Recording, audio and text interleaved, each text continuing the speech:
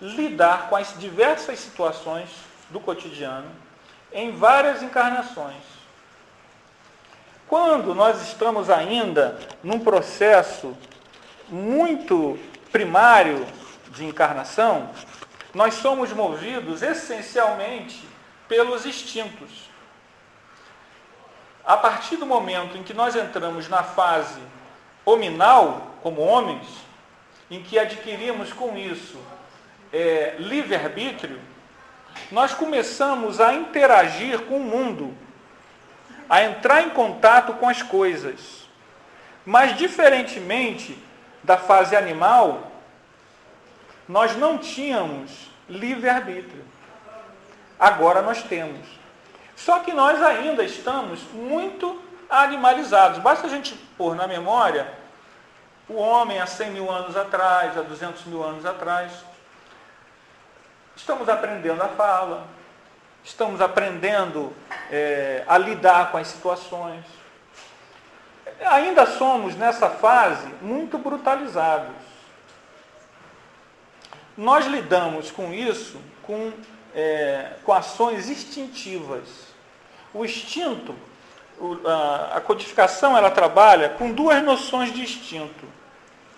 Ela trabalha com a noção de instinto, como aquela noção natural, quando ele diz lá no Livro dos Espíritos, que o instinto, a gente nunca se livra dele, ele fica no estado latente.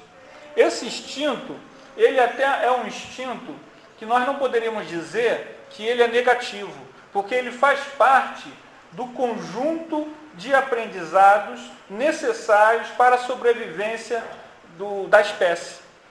Nós trazemos essa bagagem conosco. Mas existe um outro instinto, que também a gente vê na codificação, que é aquele instinto que lá no Evangelho segundo o Espiritismo, eu vou até ler aqui, está aqui, já achei, é a mensagem O Amor, de Lázaro. A gente conhece, todo mundo conhece essa mensagem, é muito bonita. O amor resume toda a doutrina de Jesus, porque é o sentimento por excelência. E os sentimentos são os instintos elevados à altura do progresso realizado. No seu ponto de partida, o homem só tem instintos. Mais avançado e corrompido, só tem sensações. Mais instruído e purificado, tem sentimentos. E o amor é o requinte do sentimento. Então, Lázaro, no Evangelho segundo o Espiritismo, ele nos dá um processo evolutivo desse instinto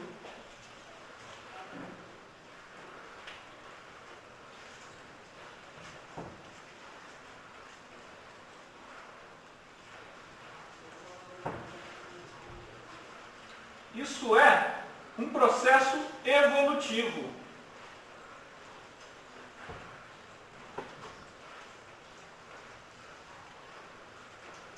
Emoções e sentimentos não são a mesma coisa.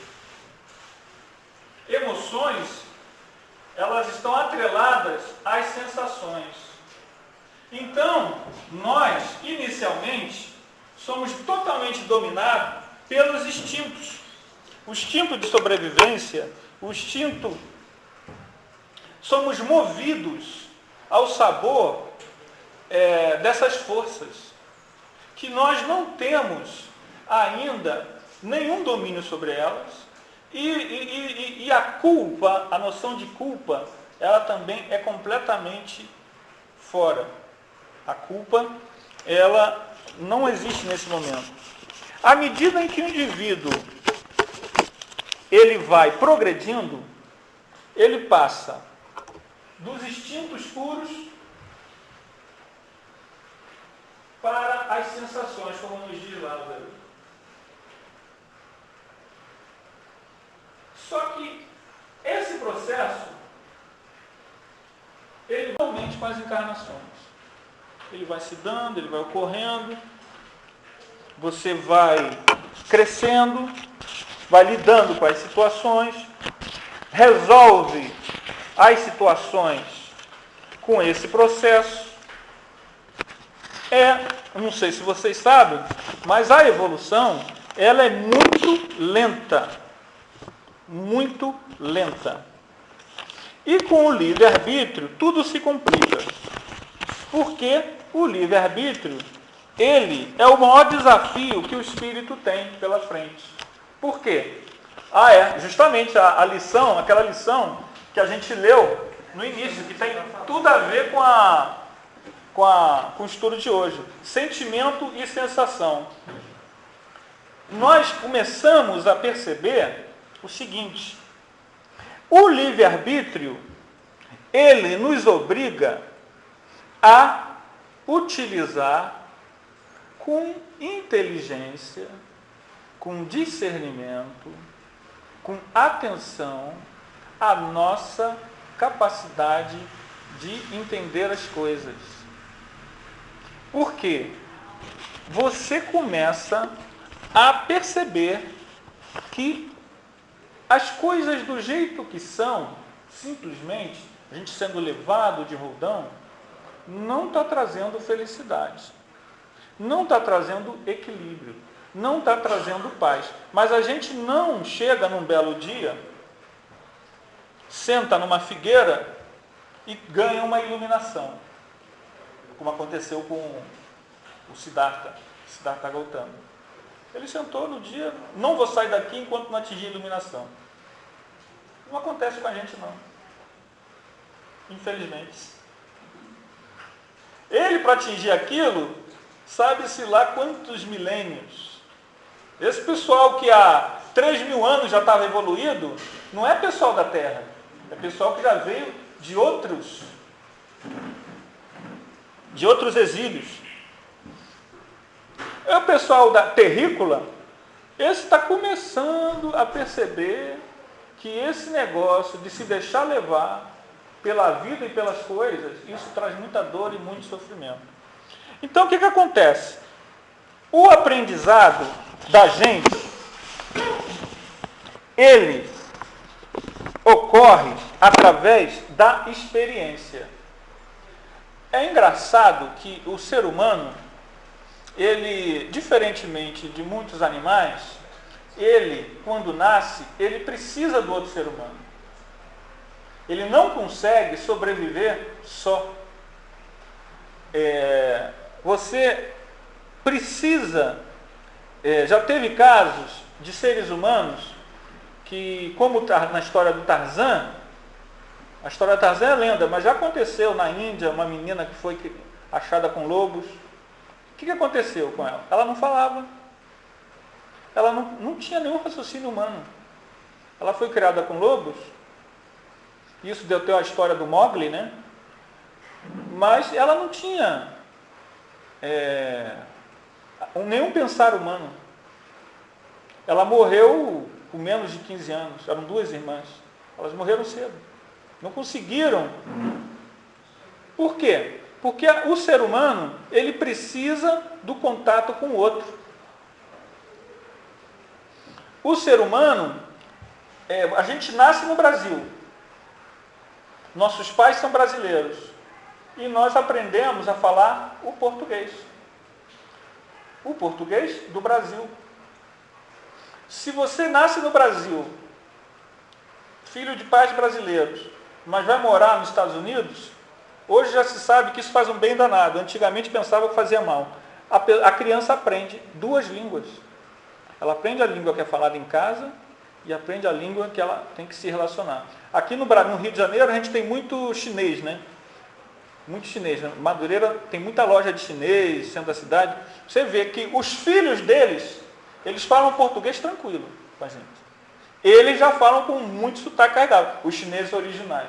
Eu estava conversando até com uma vez, aí eu falei, você fala mandarim, né? Ele falou, não, eu falo um dialeto lá do interior da China, porque a China tem cheio de povos ali dentro.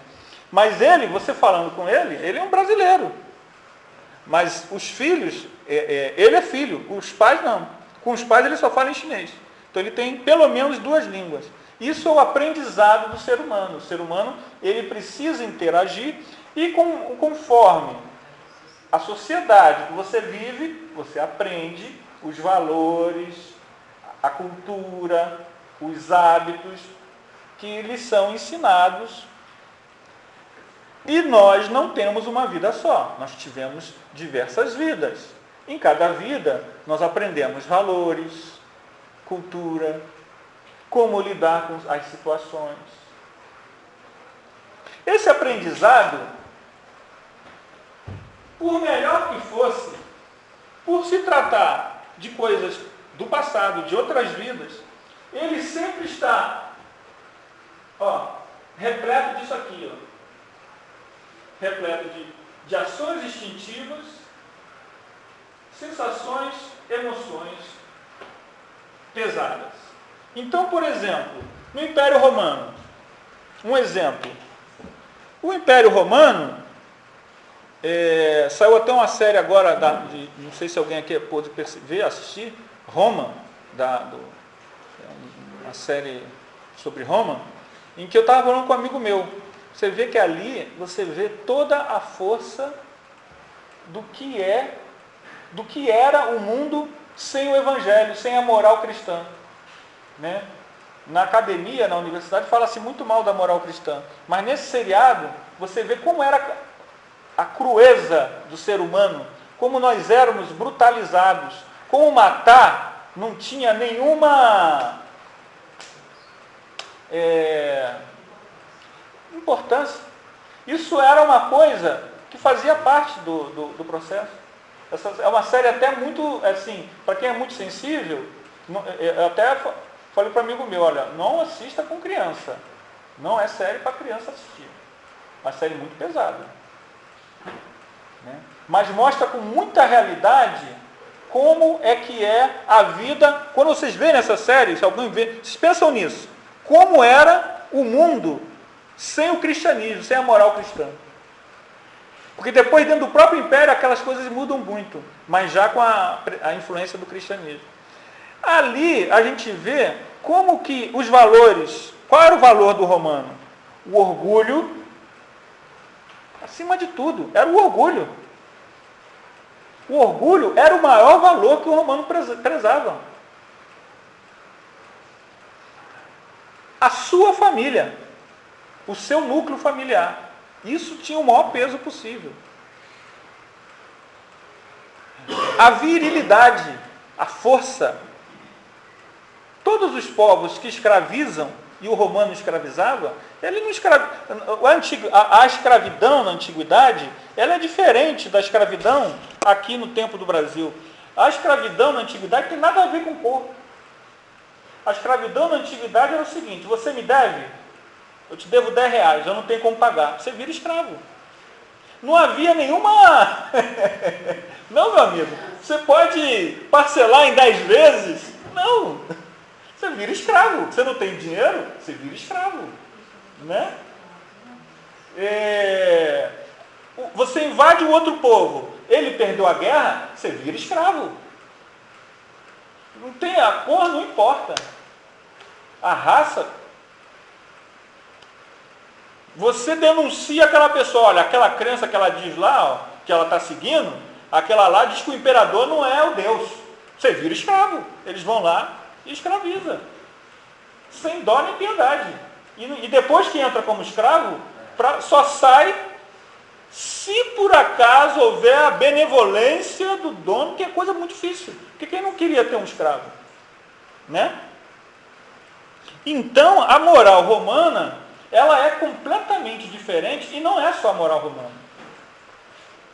A moral de todos os povos. E mesmo depois do cristianismo, a escravidão acabou? Não acabou. A escravidão no Brasil ela tinha até 150 anos atrás, aí, 100 e poucos anos. Os povos todos tinham escravidão. Atualmente, você abre o noticiário, as guerras. As mesmas coisas que os romanos faziam, que os hunos faziam, que os vândalos faziam. Até esse povo vândalo é um povo. Eles faziam tanta coisa boa que o nome vândalo ficou como sinônimo de atrocidade, né? Mas ainda fazem. Fazem ainda. Você parar para ver o que fizeram no Vietnã, fizeram na Bósnia, se parar para olhar, fizeram na Segunda Guerra, os nazistas, a gente vê que o ser humano, ele traz muito ainda nas tintas esses processos. E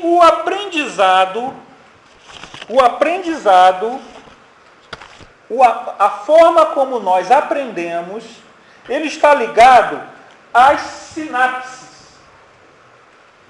O nosso cérebro, os nossos neurônios, eles quando começam a ampliar o seu entendimento, as nossas sinapses, que são esses encontros, eu não sei se tem alguém aqui que entenda, releve, né? Eu até tenho aqui, mas eu não vou ficar procurando a definição mais correta. Essas sinapses é quando nós temos o raciocínio, o entendimento. Então a leitura, o neurologista diz que uma das coisas que a gente tem que fazer para ter um bom envelhecimento, para fugir do mal de Alzheimer, é sempre estar exercitando as sinapses. E uma das formas de se exercitar as sinapses é a leitura. Outra forma boa, na terceira idade, é até ir fazer uma universidade, fazer uma faculdade. Outra coisa boa é fazer palestra, que você é obrigado a estudar, tem que ter livro, você já vai ter que ter livro em casa, não vai poder só ler romance, né? Aí você vai ter que estudar, né? Fazer palestra. Mas não precisa ser só palestra, pode ser palestra até na área que a pessoa é formada, às vezes a pessoa é da área de saúde. Tanta gente aí que precisa aprender como é bom lavar as mãos, né? Você vai ler lá, vai passar, né? A gente sabe que a hanseníase, a gente chega lá no hospital, tem gente tendo hanseníase, e a hanseníase é toda uma doença ligada à higiene, né? É toda ligada à higiene. E então, essas sinapses, elas se ampliam. Isso acontece com os animais. Há testes de laboratório que os animais, à medida que eles vão fazendo mais sinapses, eles conseguem encontrar soluções para os problemas. Quanto mais o cérebro do animal é mais complexo, olha a evolução aí, ele consegue encontrar melhores soluções. Até a pesquisa que fizeram sobre adquirir alimento, vocês sabem qual foi o animal que melhor se saiu para adquirir o alimento dentro do laboratório? Tinha cachorro, tinha porco, tinha gato, tinha uma série de animais. Tinha um mico. Vocês sabem qual? Arrisco? Foi o porco. O porco foi o que mais teve inteligência para entender os mecanismos. Nessa experiência que eles fizeram com vários mamíferos, ele foi o mais... Ele descobriu a forma, ia lá, apertava com o focinho, o troço caía e ele comia. Então ele dificultava, ele achava a solução. As sinapses do porco foram as mais rápidas nessa pesquisa. Então, isso acontece conosco. Cada novo aprendizado, as nossas redes neuroniais se ampliam. Essa ampliação das redes neuroniais, elas acontecem através de dois mecanismos.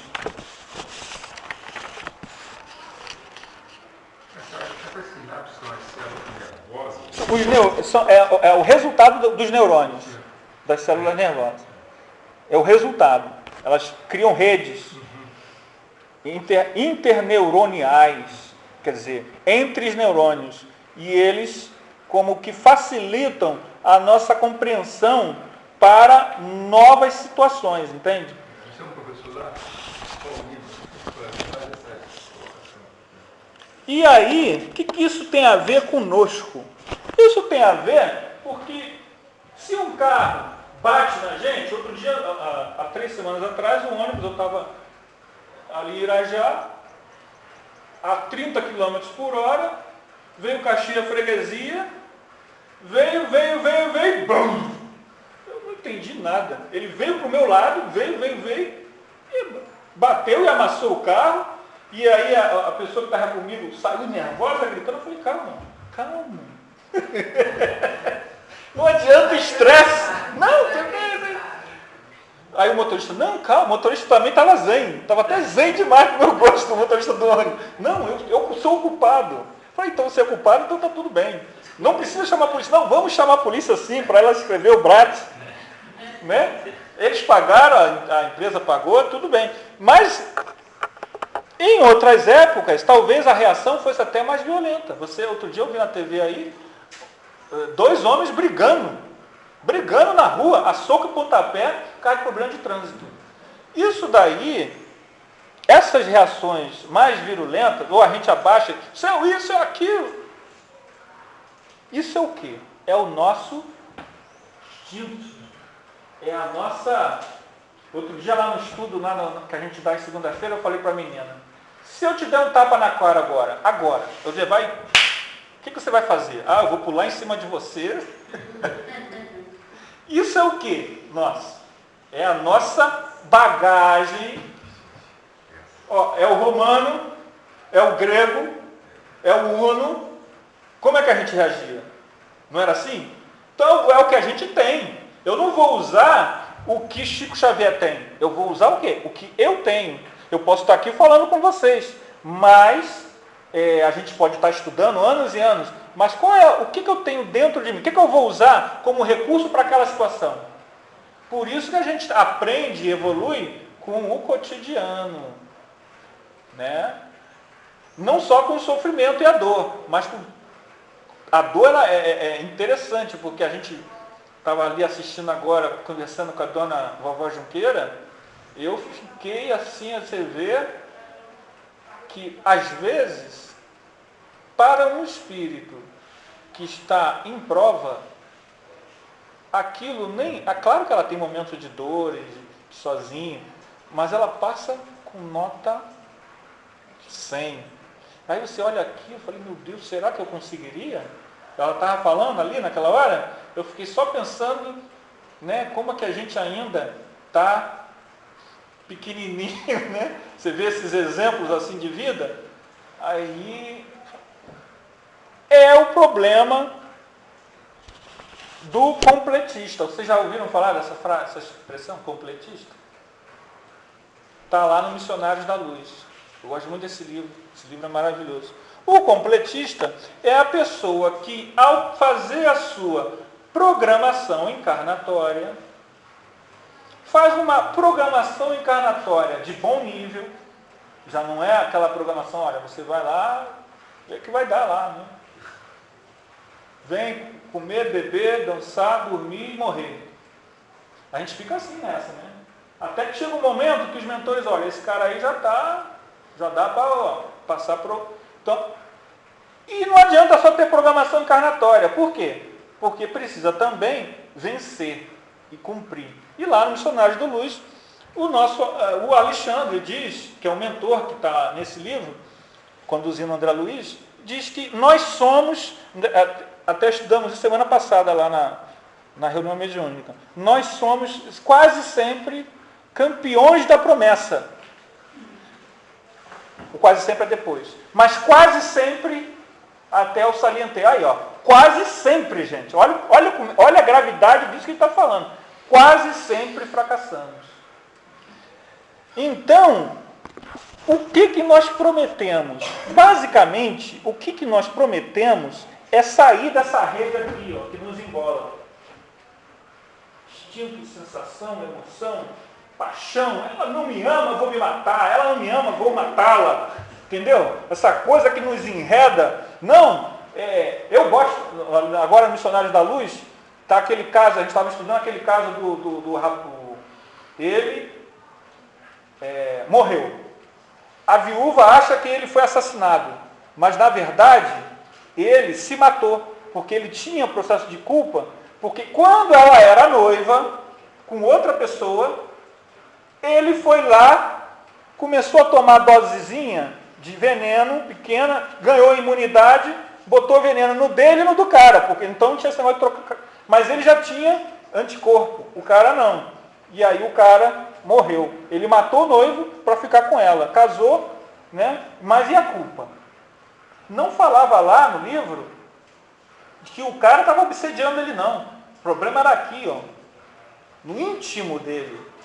E aí ele se matou. A viúva, desesperada, orou. E aí eles fizeram todo um socorro a ele, ela saiu do corpo à noite, levou ela, eles como que maquiaram ele, para que ela não ficasse chocada, porque, né? Então, essa ação dele foi toda uma ação em que os instintos, aquela mulher é minha, não interessa com quem esteja, eu quero, né? Isso ainda está muito dentro da gente. O processo de novas sinapses, esse processo, como eu falei, ele tem o problema do livre-arbítrio. E aí cria todo um problema. Porque essa evolução para o sentimento, ela não se dá pela força das coisas. A evolução para o sentimento, ela é... Eu tenho um LP engraçado como a gente não esquece, do Egberto Gismonti. E LP é aquela maravilha, né? Não é essas coisas de CD que só vem um papelzinho. LP tem um encarte, e aí ele bota assim, nesse LP que eu tenho, todo início é involuntário. Eu nunca me esqueci dessa frase. Todo início é involuntário. Para que nós possamos chegar ao sentimento, não adianta a gente esperar um belo dia sentar em cima debaixo da árvore e encontrar a iluminação. O processo, a lei do progresso é uma lei que exige, para esse nível, trabalho. Exige dedicação. Porque a partir do momento em que nós reconhecemos que isso é melhor, isso não muda a gente. Por quê? Porque nós temos, eu ia falar, o processo de aprendizado, queria ler, que era melhor. O processo de aprendizado, ele se dá através dos hábitos e da repetição. A repetição que nós vamos acumulando. São dois mecanismos que a gente utiliza. A atenção e o hábito.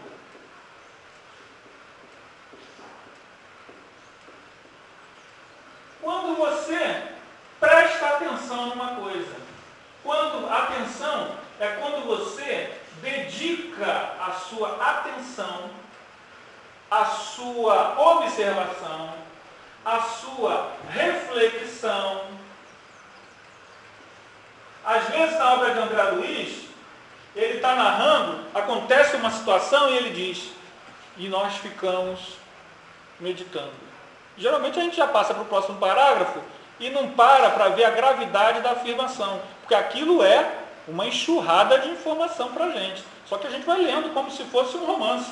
E a obra de André Luiz ela é muito instrutiva. Essa reflexão é a atenção, essa meditação. Olha, o cara chegou lá do outro lado, morreu. E ele achava o seguinte, que os anjos iam bater palma para ele, que Jesus ia vir para recebê-lo, e ele morreu e foi para as zonas inferiores, um monte de gente perseguindo ele, e ele, mas eu só segui o que era certo. Aí depois de 150 anos sofrendo, ele lembrou lá do Pai Nosso, e aí apareceu uma figura luminosa para ele. Ele falou, olha, não estou entendendo o seguinte, eu fiz só o que a igreja mandou fazer. Eles disseram que tinham os hereges, a gente foi lá e matou todos, matava todo mundo, porque a gente estava defendendo Deus na terra. Agora o senhor está dizendo que está tudo errado? Está tudo errado, meu filho, você vai ter que voltar para consertar tudo isso de novo. Mas ninguém me explicou isso. Aquilo ali deu para ele uma profunda revolta, né? Está no livro, num dos 3 livros do Hermínio, de Miranda.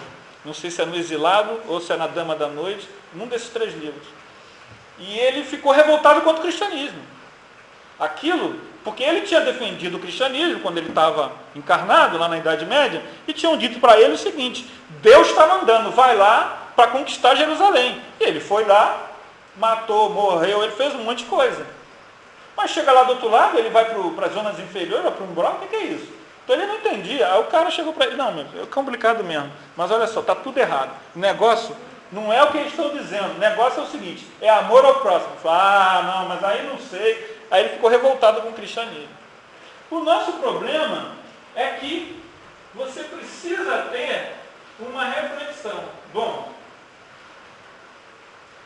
você está me dizendo que você é contra a pena de morte, Anderson? Sou contra. Eu vou te dizer por quê. Eu acredito, a doutrina espírita me explica o seguinte, isso eu explicando para um amigo meu, no trabalho, muito tempo atrás. Você não morre. Quem morre é o corpo físico. Então você mata o cara não vai morrer. O cara vai continuar vivo. E se ele não foi educado, não foi instruído, não foi clareado em vida, você acha que ele vai virar anjo? Ele continua perseguindo, intuindo outras pessoas a matar. E se você o odiava, ele vai para o teu lado. Então, exato. Ele falou, tá.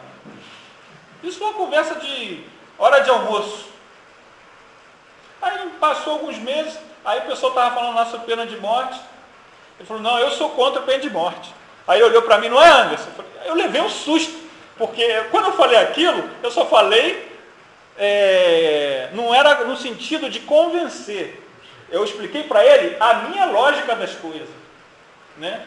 Aí quando ele falou aquilo, não, negócio de pena de morte, estou fora, não sei o quê. A gente for lá, vai matar o cara depois vai voltar atrás da gente, então não é vantagem nenhuma, porque ele continua existindo. Eu falei, rapaz, olha, ele usou a lógica da doutrina espírita, sem ser espírita, né? Mas acreditando na vida após a morte, ele fez as sinapses, fez a reflexão e mudou uma opinião. Todo o nosso processo de aprendizado é fazer a atenção, refletir sobre um assunto. Por que esse treino... Eu não tenho uma memória boa. Mas por que certas coisas a gente se lembra? Eu me lembrei agora desse negócio do LP do Egberto Desmontes. Todo início é involuntário. Agora, a gente está falando do Marcondes. O Marcondes fazia, que recitava poesia. Eu nunca recitei poesia. Claro que a gente tem que exercitar, consegue e tudo mais. Mas tem coisas que a gente se lembra. Era assim aqui antigamente. Alguém tem alguma coisa para dizer no final, né? Aí, não, ele não, simplesmente ele chegava e dava poesia.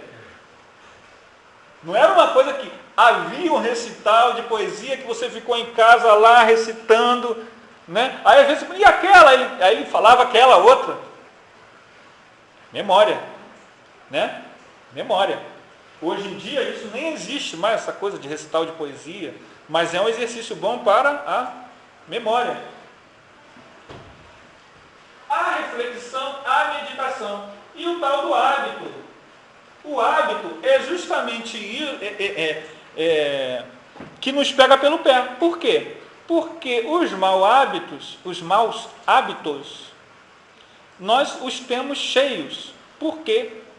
Todo o nosso passado, não sei se vocês sabem, né?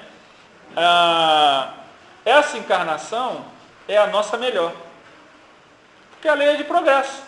Se a gente olhar há 1000 anos atrás, há 5000 anos atrás, há 500 anos atrás, nós éramos alguma pessoa lá, tudo bem, fazendo alguma coisa em algum lugar. Mas, hoje, é a nossa síntese melhor. É o nosso melhor handicap, nosso melhor, lembrando das Olimpíadas, né? Nosso melhor tempo, nossa melhor situação é hoje. Quanto mais para trás a gente olhar, pior a situação nossa. Então, o que nós mais temos? Hein?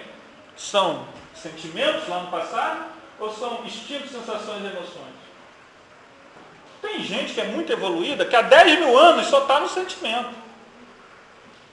Isso são os bambambam, nem vem aqui muito, vem de vez em quando. Mas a gente tem, olhando os últimos 10.000 anos, sinto muito dizer para vocês, a gente está ligado em instintos, sensações e emoções. E isso gera o hábito. Então, os nossos hábitos, eles são muito... O problema daquela música do Roberto Carlos, né? Que eu não... Tudo que eu gosto o que é imoral, o quê? É ilegal, imoral ou engorda, né? Por que isso é tão natural no nosso mau hábito alimentar? Mau hábito. Aí você fala, pô, mas é culpa. Você vai de igreja, de religião, só que é culpa. O problema nosso é que nós estamos tão atrelados aos maus hábitos, isso é tão repetitivo na nossa vida, que ganha como se fosse uma coisa da natureza. E a gente até usa o quê? A gente diz assim, cadê o relógio? Tá. A gente diz assim, não, eu sou assim mesmo. Não, eu não vou mudar. Não, a evolução não dá saltos. Quando a gente diz assim, a evolução não dá saltos, o que a gente quer dizer com isso? Hein? Isso é perigoso. É uma verdade. Evolução não dá saltos. O sapo não vira homem de uma hora para outra. O princípio espiritual que está no sapo vai evoluir milhões de anos. Mas, para que a gente possa sedimentar os sentimentos superiores, nós precisamos começar já, involuntariamente. Há aquela historinha do Chico, de encher a boca de água para não falar impropério, né? O Chico não era um santo. Tem até um livro chamado O Santo dos Nossos Dias. Mas o Chico era uma pessoa disciplinada. E a disciplina no bem cria bons hábitos. Então, nós não vamos nos tornar A, B ou C de uma hora para outra. Mas nós precisamos saber qual é a minha falha, qual é a minha dificuldade. E preciso, começar a criar artefatos, instrumentos. Outro dia eu estava lendo lá no Orkut, a lista lá. O Orkut é muito engraçado, o negócio de Orkut, as listas de espírito. Complicadas pra caramba. Aí, não, que doutrina espírita não tem isso, não tem aquilo outro. Ih, rapaz, isso aí é da turma do Carlos. Eu lembrei, isso é da turma do Carlos. Isso é do... Ih, caramba. O César também. E ele falava que não tem método na doutrina espírita. Eu nem respondo, só leio, fico olhando, porque sociologicamente é bom você olhar, ver, interessante. Eu gosto de olhar tudo sociologicamente. Que dizem por aí. Às vezes eu até entro lá em algumas, mas essas assim eu não. Porque não, né? A pessoa tem a opinião dela, a gente tem a nossa, aí não tem método. E aqui eu estou falando. A pessoa tem a dela, você tem a tua, não, a doutrina é uma. A opinião. A opinião. Isso foi também outra questão lá também que entrou, não. Esses artefatos, eles não são, vejam bem, esses artefatos são métodos, formas, estratégias. Esse negócio da boca d'água, isso não tem nada a ver com ponto doutrinário. Isso tem a ver com estratégia para você melhorar como pessoa. Ele usou essa. Talvez tenha melhor. Talvez a gente utilize uma para não falar. Na hora que a mulher está falando, o que você faz? Você liga a televisão. Né? Vem? Só a mulher. Não, porque a televisão está perto, né? Não, só a mulher. Não, outra coisa, outra situação. Não, a água. Se estiver falando, né? São métodos, entendeu? São estratégias que você usa para domar e criar bons hábitos. Quais são? Não adianta a gente listar aqui. O importante é que a gente tenha a noção de que a educação do sentimento, esse amor que o Lázaro está falando para a gente do Evangelho, ele não vai vir gratuitamente. E daí vem o trabalho da caridade. Todo o trabalho da caridade,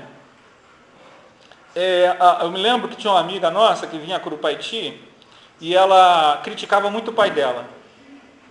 Ela criticava muito o Paulinho, porque ele achava, ela dizia, cansou de dizer isso do Paulinho, você lembra do Paulinho? Você lembra do Paulinho? E, não, que meu pai é muito mecânico, que ele chega nas coisas, mas não, Paula, não pode ser assim, você não pode. Não, mas ele tem que falar com as pessoas, meu pai é muito mecânico, ele tem que sentir. Esse negócio de ele tem que ir para os outros é muito complicado. Porque é muito fácil, aquela que ela está falando é o pai dela, né? Tem toda uma relação ali de pai e filha. Mas o início das coisas, muitas vezes, como diz Emmanuel, muitas vezes a pessoa está fazendo um enorme esforço para estar ali.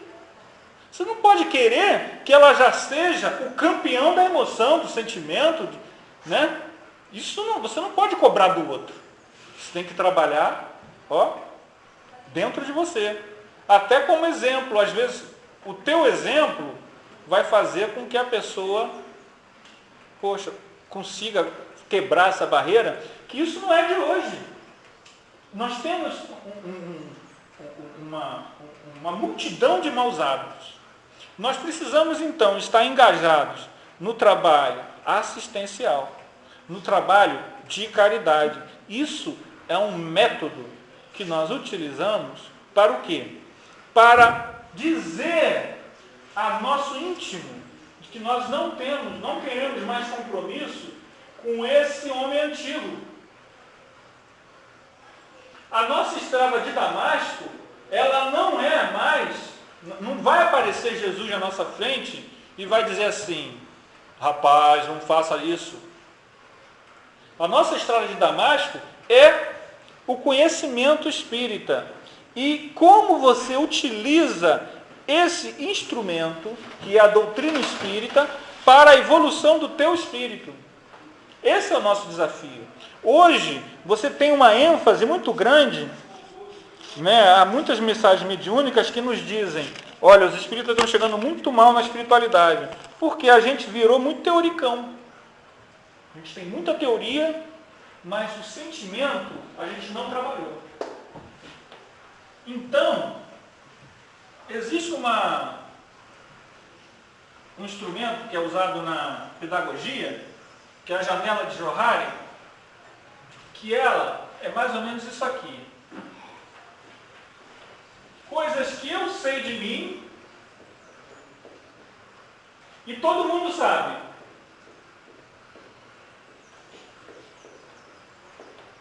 Coisas que eu sei e ninguém sabe. Mais ou menos. Coisas que eu não sei e todos sabem de mim. E aqui, eu não sei e ninguém sabe.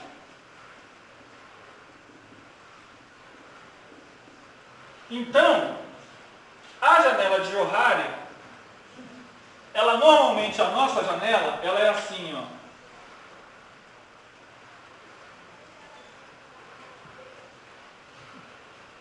Isso aqui é pequenininho. Nós temos que, aos poucos, fazer isso aqui, ó. Essa parte aqui se tornar só ela. Todo o resto ser pequenininho. Ou não existir. Isso aí é o progresso. Nós temos todo esse mundo interior que muitas vezes os outros estão percebendo na gente, mas a gente não percebe. A gente até sabe, mas esconde porque pega mal, então ninguém sabe. E tem aquela coisa que a gente não sabe e ninguém sabe, que está lá o inconsciente, mas que sempre que uma dada situação inédita ocorre, nós podemos tirar do nosso bolso essa ação. Por isso ela é mais complicada. Por isso ela tem que ser a mais trabalhada. Porque ela pode nos pegar no inusitado. no inusitado. Eu conheço uma história de um presidente foi presidente de CRE, agora é seu, que ele disse que, e nós estamos usando aqui como didática, né, porque eu acho que é importante a gente... O pai dele disse para ele que a filha tinha morrido. Assim, tua filha morreu. Ele falou, a reação dele foi a seguinte, ele disse, começou a gritar, disse que ele tinha mentido, pegou a arma e botou a arma na cabeça do pai.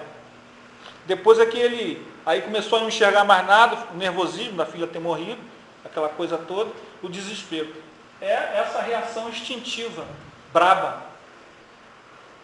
Né? A pessoa usava arma, olha, já é o problema, né? Andar armado, né?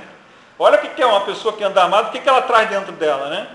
Já não traz boas companhias, né? Que mesmo sendo da profissão, que era o caso dessa pessoa, mas eu conheço outras pessoas que são policiais, mas que não andam armados. A arma fica lá no lugar que tem que ficar, ela não anda para cima e para baixo com a arma. Então, essas reações mais instintivas, nós precisamos trabalhar para diminuir. E isso não se dará, e esse que é o detalhe que eu acho que é relevante, ele não se dará pela força das coisas. Nós vamos ter que utilizar da reflexão, da atenção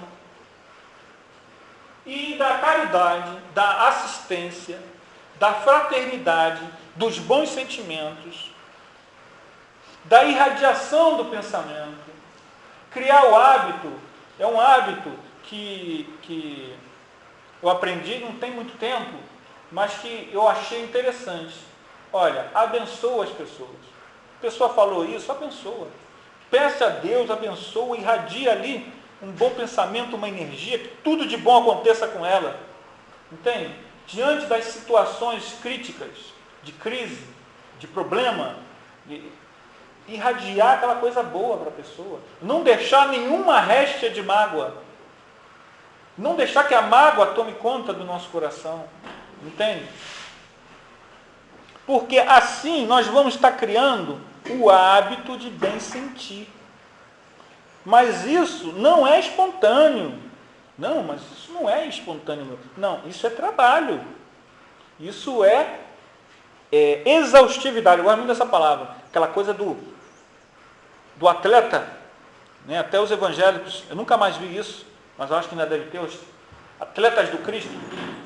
Nós precisamos ser atletas do Cristo ou atletas do Espírito nesse sentido de centrar a nossa atenção, como diz lá no Livro dos Espíritos, na meditação diária, de pensar, eu prejudiquei alguém? Eu magoei alguém? Eu ofendi alguém? Como é que foi meu dia? Essa reflexão tão necessária para a nossa convivência com os outros. Porque a nossa evolução, como nós iniciamos falando, ela se dá lidando com outras pessoas. Só que o problema, como a gente comentou aqui, o problema e a opinião dos outros? Como é que fica? Eu sou Vasco, eu não sou Vasco não. Um é Vasco, o outro é Fluminense. Um é Flamengo, o outro é Grêmio. Um é Corinthians, o outro é qualquer coisa. Um acha que o Pelé é melhor, o outro acha que é Maradona. E aí? Quem é que tem razão? Né? Essa questão da razão, uma vez o Chico, essa história é contada, mas está lá no Livro dos Casos, em que a pessoa falou com ele e já tinha falado, e ela ficou repetindo, e ela queria ficar conversando. Aí o Chico foi, minha filha, eu tenho muita coisa para fazer, não posso, foi embora. Aí o Emmanuel mandou e disse para ela, não, mas eu tenho razão. Aí o Emmanuel falou, você tem razão, mas ela tem a necessidade. Né? Então essa coisa da razão, entre uma pessoa que acha que Pelé foi melhor e o outro acha que foi Maradona, ninguém tem razão, melhor foi Garrincha. Opinião também. Foi fulano de tal, foi ciclano, foi Romário. Mas o problema nosso não é esse. O nosso problema é como é que eu sinto isso? Como é que eu lido com as pessoas, com essa pessoa aqui que fez isso, com essa pessoa assim, ele,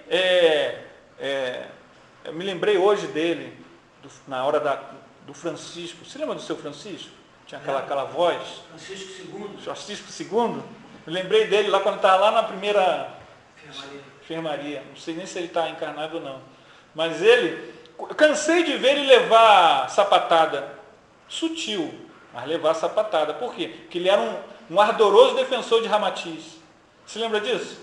E ele falava, a gente conversou, não, mas que Ramatiz isso? Aí alguém sempre falava, não, mas no livro dos Espíritos. Eu ficava calado, né?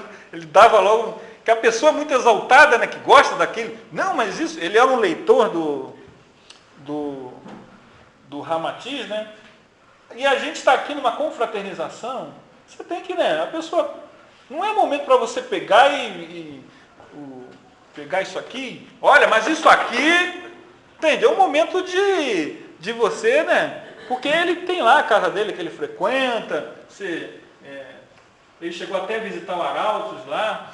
Eu me lembro disso, muito bem disso dele, dessas coisas dele. Fala, não, eu sou vegetariano há 30 anos, porque Ramatiz falou, não sei o que, não sei o que lá, né? Às vezes o rapaz falou assim, você é espírita? Eu falei, sou, mas tu é espírita kardecista? Que tipo de espírita você é? Aí eu falei, eu sou espírita do meu jeito, e conforme a doutrina, né? Aí eu falei, não, porque eu sou espírita ramatiziano. Ah, tá. Aí eu falei, não, tá legal. Eu falaria, eu sou espírita.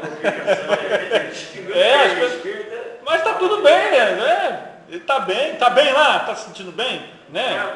Nossos parentes que são protestantes, que são católicos, né? Outro dia, esses problemas teus, não sei o quê, você tem que ir numa igreja, não sei o quê, entendeu? E a gente escuta, tem que saber conviver com as pessoas. E mais do que isso, a gente quer conquistar, como a gente tem muita coisa na gente que a gente nem sabe o que tem ainda, tem algumas que a gente até sabe e não gosta, a gente tem que começar a conquistar esses bons hábitos, que é o trabalho assistencial, que é o voluntariado, né? Trabalhar como voluntário em casas de assistência, na casa espírita, é o trabalho mediúnico, é o trabalho do passe, é o trabalho das visitações, é o trabalho de visitar aqui o Curupaiti, e é o culto do Evangelho no lar, e é o trabalho da gente começar a pensar o seguinte, eu não vou conquistar os sentimentos nobres, como disse Lázaro, que o amor é a coroação dos sentimentos, naturalmente. Isso demanda esforço. O homem com livre-arbítrio, ele precisa começar a trabalhar com método, com diligência, em busca dessa meta, que é o quê? A meta da evolução, a meta do progresso, de se tornar um homem de bem, né? Existe lá os bons espíritas e o homem de bem. A gente lê aquilo ali com atenção, refletir, para tentar o quê? Tudo bem, nós ainda não somos tudo aquilo que está ali no homem de bem, mas nós não podemos simplesmente olhar e dizer, ainda não sou. Daqui a 10 anos olhar, ainda não sou. Não, é pegar aquilo ali e começar a trabalhar aquilo na gente, refletir, dar atenção, porque aquilo que nós amamos, nós damos atenção. Se nós não estamos dando atenção ao nosso processo de evolutivo e usamos de uma lógica, de uma desculpa, de evasivas, sabe? Aquela coisa de... é porque, na verdade, aquele estágio nosso de instinto e emoção está muito ainda nos condicionando. A libertação disso é começar a perceber que você é uma pessoa ainda muito inferior, que tem muita coisa para trabalhar, mas esse trabalhar começa hoje. Ele não é amanhã, ele é hoje. Ele é com essa visita aqui, ele é quando a gente se comunica, ele é quando ocorre uma situação do cara bater na gente, ou o que é pior ainda, né? Quando a gente está dirigindo e a gente está errado, né?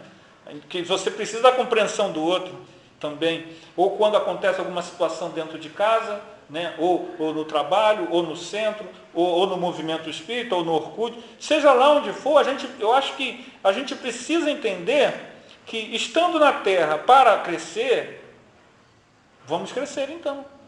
Usar, organizar e se dedicar. Para quando a gente vê um exemplo como esse da vovó Junqueira, você não se sentir tão impactado como eu me senti ali. Caramba, os exemplos estão aí, né? Um aqui, outro aí. Você diz, não, mas é cheio de exemplos. Quanto mais você vai andando, você vai vendo os exemplos. E você fica sem desculpa. Mas por que, né? Então é isso que a gente tinha para falar hoje, tá bom? É um tema vasto, mas é isso aí. Que Jesus nos abençoe e nos continue nos motivando para a gente realizar o trabalho que a gente sabe que tem que fazer mesmo. Eu quero agradecer ao nosso irmão Anderson por essa bela mensagem, para a nossa reflexão, e que ele sempre se disponha a voltar para